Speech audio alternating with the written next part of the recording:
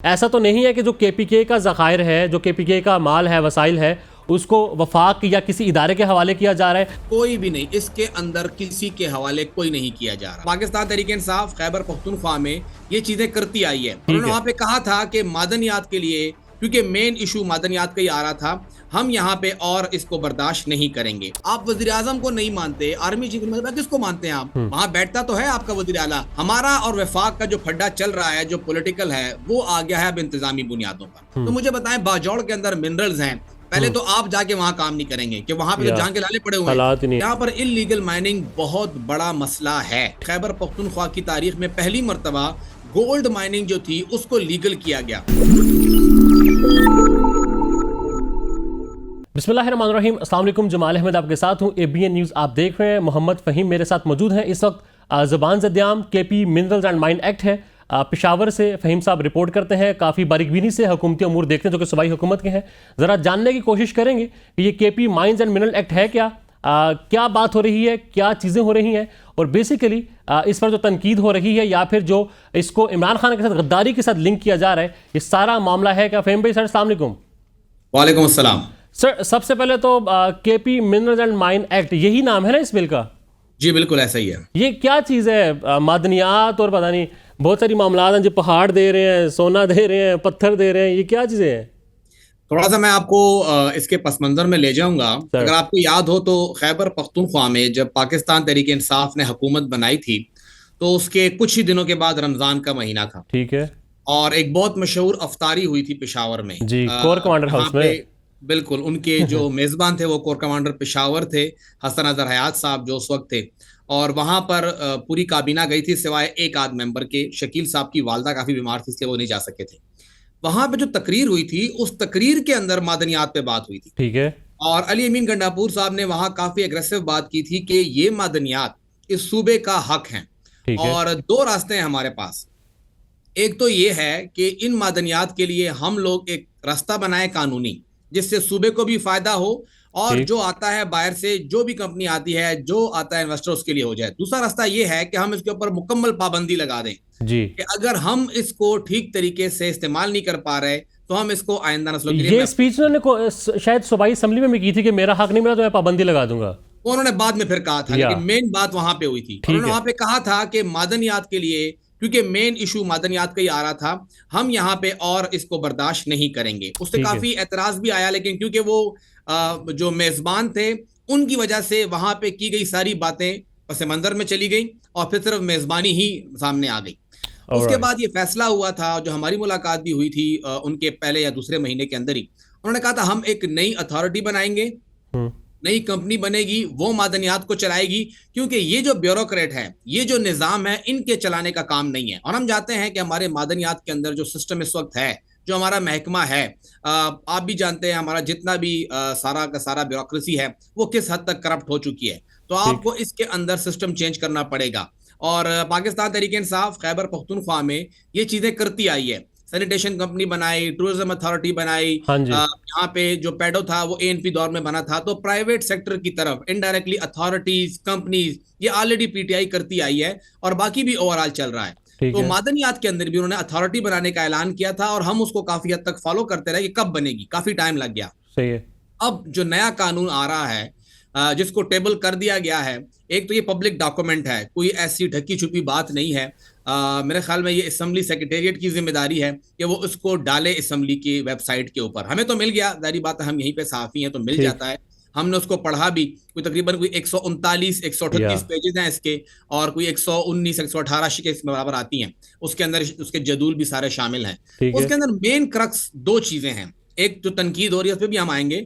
Authority बनेगी, वो इसको चलाएगी, जो भी उसका एक इंडिपेंडेंट सिस्टम होगा, और डिस्ट्रिक्ट लेवल के ऊपर उसकी जो एक निगरानी है वो डिप्टी कमिश्नर की सरबराही में एक कमेटी करेगी। अच्छा। और अगर अभी फैम साहब, अभी क्या कानून है मादनियात के हवाले से? अभी क्या सारा मामला है? हमारा 2017 का कानून है। हमारे पास मादनियात का इससे पहले कोई खास कानून नहीं था। ठीक है। 2017 में पाकिस्तान तहरीक इंसाफ ही ये कानून लेकर आई थी। और हमारे पास, अगर हम मादनियात की बात करें, तो हमारे पास मलाकन डिवीजन बहुत ज्यादा उसमें रिच है।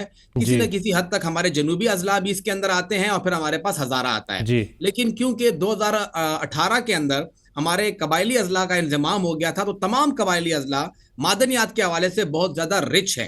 तो आपके लिए वो चीजें यहाँ पे ज्यादा अपॉर्चुनिटीज आ गई हैं, और यहाँ पर इलीगल माइनिंग बहुत बड़ा मसला है। ठीक है। अगर आप देखें तो खैबर पख्तूनख्वा की तारीख में पहली मर्तबा गोल्ड माइनिंग जो थी उसको लीगल किया गया। कोई 4.9 अरब रुपए के ठेके जो हैं वो मौजूदा हुकूमत ने दिए, जिससे पहले कभी नहीं हुए थे। तो वो चीजें उस तरफ बढ़ रही थी। मुश्किल है, इसमें कोई शक नहीं कि मुझे सिर्फ ये बता दें फिल वक्त माइनिंग का तरीकाकार क्या है, कैसे की जा सकती है, जरा कुछ शॉर्ट बताएं ताकि फिर हम मौजूदा माइनिंग का तरीकाकार सिंपल है कि आप आते हैं, जो माइंस का डिपार्टमेंट है हमारा, वो ये बताता है कि जी हमारे पास ये जगह है, यहाँ पे आपने अगर माइनिंग करनी है। उसके अंदर थोड़ा एतराज कबाइल के लिए आया था कि जी यहाँ पे तो बाहर से लोग आएंगे। तो अगर कोई बाहर से बंदा आता है तो उसने और मकामी बंदे का एक कंसोशियम होना चाहिए, वो दोनों मिलके वहां पे ठेका लेते हैं माइनिंग का। ठीक है। और फिर वहां से माइन, ये लीगल तरीका है, मैं आपको लीगल बताऊंगा। ठीक है। तो इलीगल है वो तो बस है ही है, वो तो आप ट्रक भरे जहां से ले गए, जहां ले गए कोई मसला नहीं, तो हो रहा है, वो तो है, उसकी तो कहीं पे रोकथाम आपको बहुत कम नजर आएगी। कंट्रोल करने की कोशिश है। इवन अगर आप देखें तो ये ऑन रिकॉर्ड है, गोल्ड माइनिंग के हुकूमत ने टेंडर करने के बाद जिन्होंने ठेका लिया था वो जाके बैठ गए चीफ सेक्रेटरी के पास कि हमने तो पैसे दिए आपको, 4.9 अरब रुपए देंगे, वो इलीगल माइनिंग कौन रोकेगा? तो मादनियात डिपार्टमेंट अंदर से इतना खोखला है कि वो इलीगल माइनिंग नहीं रोक पा रहा, और ना वो रोकना चाहता है। वो एक सोने की चिड़िया है, जाहिर है चलता निजाम अपना चलता सारा कुछ है। अब जरा ये जो एक्ट अब बन रहा है, ये एक्ट बेसिकली क्या है? एक्ट जो बन गया है बेसिकली वो बिल है, टेबल हो गया है, और शायद आपको अगले हफ्ते डेट के अंदर वो अप्रूव होता हुआ नजर आ जाए। इसके अंदर यही बात है कि हम इस डिपार्टमेंट के ऊपर जो है कोई ओवरसाइट बॉडी बनाए। अच्छा, ठीक है। दूसरा ये है कि इस डिपार्टमेंट के पास अपनी फोर्स नहीं है, वो जारी बात है, वो पुलिस के जरिए, डिस्ट्रिक्ट एडमिनिस्ट्रेशन के जरिए जाएगी। हम इसकी अपनी फोर्स बनाए जो कि इसको वहां पे इन्फोर्स करे। अगर वहां पे जाए, छापे मारती है, किसी को पकड़ती है, इलीगल माइनिंग है, उसको कंट्रोल करे।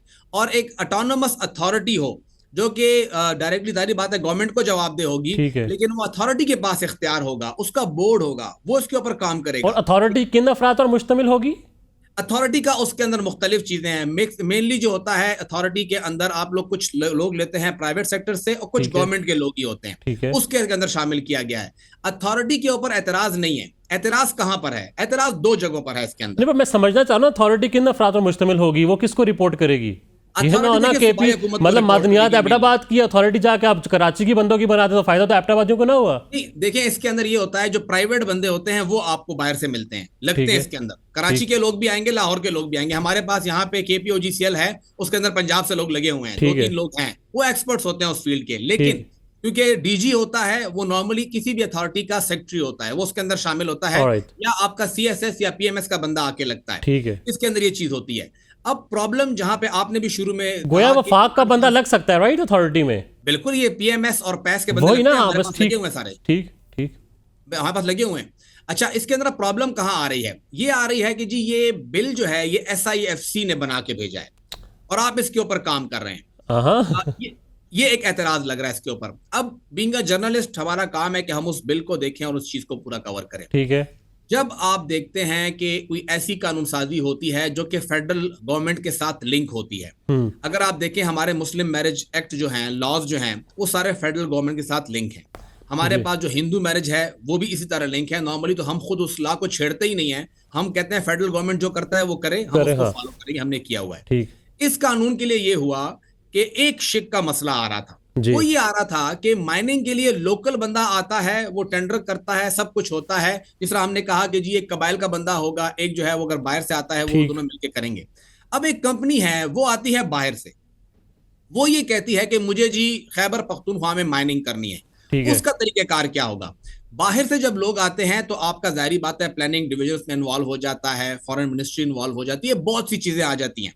हमारा और वफाक का जो फड्डा चल रहा है, जो पॉलिटिकल है, वो आ गया है अब इंतजामी बुनियादों पर। यहाँ पे जब भी कोई इन्वेस्टमेंट करने आता है तो ऊपर से रोड़े अटकाए जाते हैं, मसले क्रिएट होते हैं, और बारहा इसका वज़ीर आला ने भी कहा है।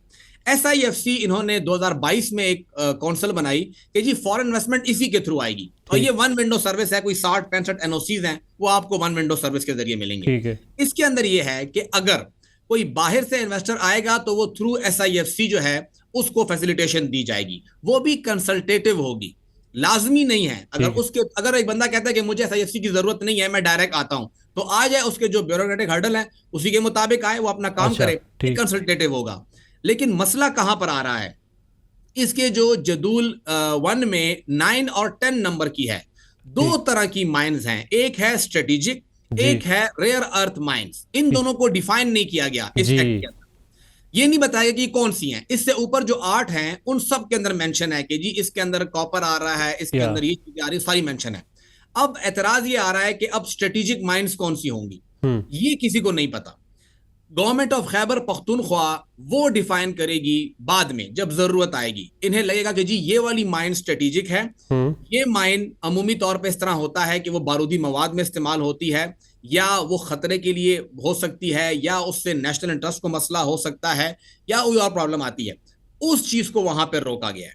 वो स्ट्रेटेजिक माइंस जो होंगी, फिर उसके अंदर का ठेका जो है वो सूबाई स्ट्रेटेजिक माइंस क्या होंगे, ये सिर्फ हुकूमत खैबर पख्तूनख्वा ही डिसाइड करेगी। यस, इसको नोटिफाई खैबर पख्तूनख्वा हुकूमत करेगी। और साथ ही एक और लफ्ज दिया गया है कि सूबाई हुकूमत अगर चाहे तो जो फेडरल लेवल के ऊपर माइंस के लिए उनका अपना एक एजेंसी होगी, इन्वेस्टमेंट जोन होगा, उससे वो मुशावरत कर सकती है अगर चाहे। नहीं करना चाहती तो ना करे। सूबाई हुकूमत से मुराद वो अथॉरिटी जो होगी या फिर वजीर आला की कर सकते हैं?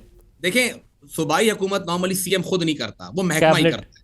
महकमा अथॉरिटी जो है वो महकमा है, उसी के जरिए किया जाएगा। वो फेडरल गवर्नमेंट से अगर चाहे तो करे। और जिसका सेक्रेटरी जो है वो वफाक का कोई भी अफसर लग सकता है?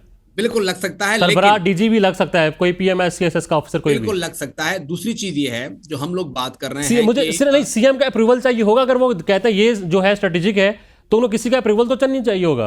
अब मैं आपको बता रहा हूं, जब इसकी नोटिफिकेशन होगी तो दो तरीके हैं। ठीक है, या तो हुकूमत ये कहती है कि हम इसको बिल का हिस्सा बनाते हैं, तो फिर वो आएगी असेंबली तक, असेंबली से अप्रूवल होगा। ओके। अगर वो कहते हैं कि हमने इसको बिल नहीं, हम इसको रूल्स में डालते हैं, तो भी खैबर पख्तूनख्वा की काबीना से अप्रूवल चाहिए होगी। ठीक है। इन शॉर्ट जो भी सरबराह है अथॉरिटी का, उसने डिफाइन किया कि ये वाली जो है माइन, ये स्ट्रेटेजिक माइन है, तो वो जब ये डिसाइड कर लेगा तो फिर वो आगे भेजेगा खैबर पख्तूनख्वा की काबीना या फिर सूबाई असेंबली को, और वो फिर इसको अप्रूव करेंगे। वो डिसाइड नहीं करेगा, वो एडवाइस करेगा कि जी मेरे ख्याल में ये है। अच्छा। और बाकी कैबिनेट की मर्जी है, कैबिनेट कहती है कि नहीं जी ये नहीं है, तो सो नहीं है। ओके, ठीक। कैबिनेट के बाद इख्तियार होगा। अगर कैबिनेट कहती है कि हाँ ये है, तो फिर वो होगी। लेकिन ये शर्त है कि वो जब स्ट्रेटेजिक माइंस हैं, वो ऊपर की 8 मुख्तलिफ किस्मों की माइंस में शामिल नहीं होंगी। राइट, मुख्तलिफ होगी। और रेयर अर्थ के बारे में भी है। अब प्रॉब्लम ये आ रहा है हमारे यहाँ, बहुत से लोग, क्योंकि SIFC का जिक्र आता है। मैं जब इस चीज को रिपोर्ट कर रहा था 2009-10 के अंदर, तो पेशावर की हम बात कर रहे हैं, जब आपको याद 2008-9 में बहुत धमाके हुए थे। मेरा ख्याल है 2009 में पेशावर में, सिर्फ पेशावर में 167 धमाके हुए थे। पूरे खैबर पख्तूनख्वा में 350 से ज्यादा हुए थे। तो उस वक्त के जो सूबाई वजीर बल्दियात थे, बशीर बिलोर साहब, अल्लाह उनकी मग़फ़िरत करे, उन्होंने ये कहा था कि आपके फिरदौस के अंदर, आपके हशनगरी के अंदर, वहां पे तो ये तमाम माइंस खुलेआम मिल रही है। वो लोग पकड़ते हैं, 15 मिनट के अंदर बम बन जाता है।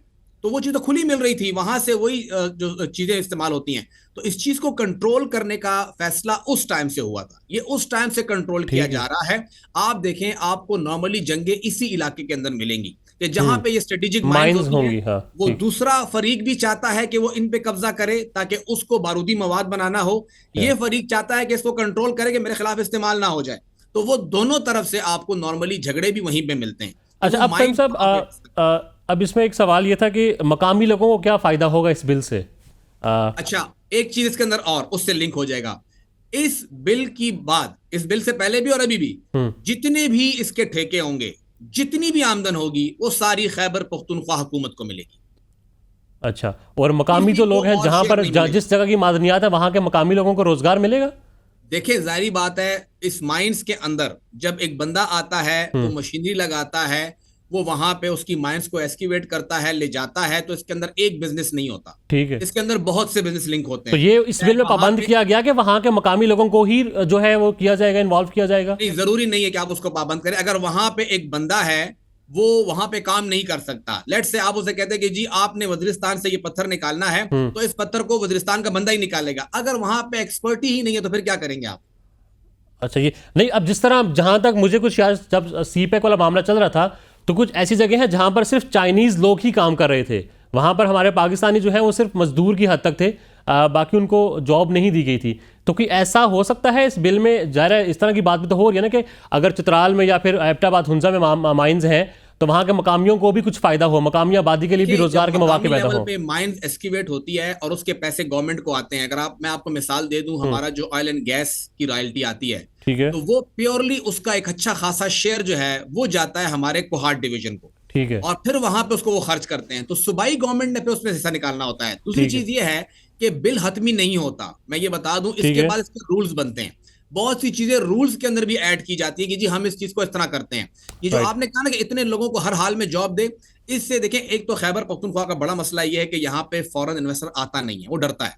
वो कहता है मैं यहाँ पे पैसे लगा दूंगा, गारंटी क्या है मेरी, अगला बंदा आगे धमाका कर फिर क्या जिम्मेदारी होगी। तो आपने पहले उनको यहाँ पे लेके आना है, फिर उसके बाद आप शराइत लगाते रहें। तो फिलहाल शराइत नरम ही रखी गई हैं कि आप यहाँ पर आए। देखिए, अगर आप कहते हैं कि जी बाहर से बंदा आता है तो मुझे बताएं, बाजौड़ के अंदर मिनरल्स हैं, पहले तो आप जाके वहां काम नहीं करेंगे कि वहां पे तो जान के लाले पड़े हुए हैं। अगला बंदा वहां लोकल बंदे को ही प्रेफर करता है, सस्ता लेबर भी मिलता है उसको, और वहां पे वो काम भी करता है। और अगर आपको वहां पे काम के लिए लोकल बंदा नहीं मिल रहा तो बाहर से बंदा लाने पे कोई कबाहत है भी नहीं कि वो आए और यहाँ पे काम करे। तो ये चीज इसके अंदर शामिल है। चलो, इन शॉर्ट लास्ट में बस मुझे ये बता दें, बीइंग ए जर्नलिस्ट आप इस सारे मामले को कवर कर रहे हैं और ज़रा पेशावर में मौजूद हैं, तो आप ज़रा बहुत बारीकबीनी से देख रहे हैं, हम तक तो वो इतला भी नहीं पहुंची। तो क्या आप क्या समझते हैं इस बिल के हवाले से? मिनिस्टर्स भी जो हैं वो भी कह रहे हैं जी हम इसको नहीं होने देंगे, ज़रा बहस होगी, बातचीत करेंगे, फिर जाके कुछ होगा। पीटीआई खुद भी बड़ा एतराज़ जो है वो कर रही है, उसके वर्कर्स बड़ा एतराज़ कर रहे हैं। तो ये बिल बेसिकली अच्छा है पाकिस्तान के लिए, खैबर पख्तूनख्वा के लिए, केपीके की आवाम के लिए? देखिए, मुझे तो बिल में कोई और एक और सवाल, क्या इस बिल से ऐसा तो नहीं है कि जो केपीके का ज़खायर है, जो केपीके का माल है, वसाइल है, उसको वफाक या किसी इदारे के हवाले किया जा रहा है, लीगली जो है उसको दिया जा रहा है? कोई भी नहीं, इसके अंदर किसी के हवाले कोई नहीं किया जा रहा। देखें, जब ओपन टेंडर होगा, कोई कंपनी आती है, तो चाहे वो कंपनी आर्मी की आती है, एयरफोर्स की आती है, या हमजा शहबाज की आती है, जरदारी साहब की आती है, जहांगीर तरीन साहब की आती है, या इमरान खान की अपनी आती है, जिसकी भी आती है, जिससे जो टेंडर किया होगा, जिसकी जो बिड होगी उसको वो बिड मिलेगी। उसे तो आप इनकार नहीं कर सकते, हर एक का अपना हक है, वो ओपन बिडिंग होगी।